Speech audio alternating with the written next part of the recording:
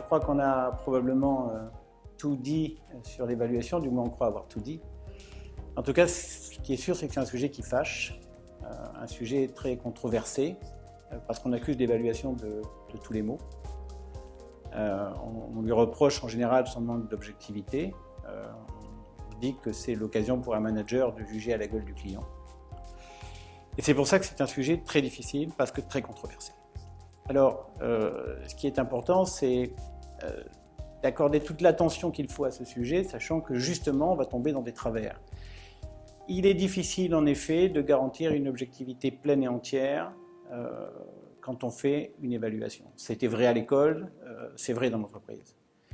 Mais il existe quand même un certain nombre de bonnes pratiques et il faut y faire attention. On remarquera que l'évaluation a toujours été associée à l'idée d'entretien, c'est-à-dire qu'on parle dans les entreprises d'un entretien annuel d'évaluation.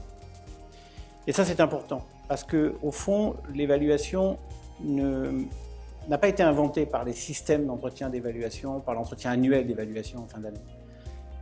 L'évaluation, elle a toujours existé. Simplement, elle était non dite.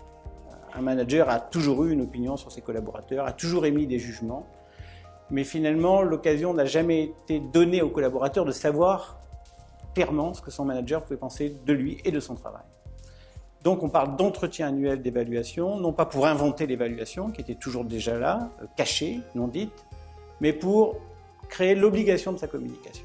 Donc une évaluation, c'est d'abord un acte de communication, c'est une responsabilité de management, mais c'est un acte de communication important.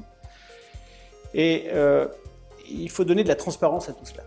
Alors il y a 3 enjeux qui sont posés quand on veut faire de l'évaluation. Le premier, c'est de savoir à quoi on accorde de la valeur, puisque évaluer finalement veut dire accorder de la valeur. Donc qu'est-ce qu'on regarde? Qu'est-ce qui est important à nos yeux? La deuxième chose, c'est de savoir comment on va mesurer cette chose que l'on regarde.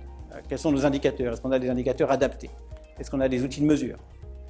Et enfin, l'élément le plus important, puisqu'on parle d'entretien d'évaluation, c'est de savoir conduire un entretien d'évaluation, parce qu'on va construire une relation de management. Quel type de communication faut-il avoir? Quel type de relation construit-on quand on donne du feedback à un collaborateur? Voilà les 3 enjeux essentiels de l'évaluation.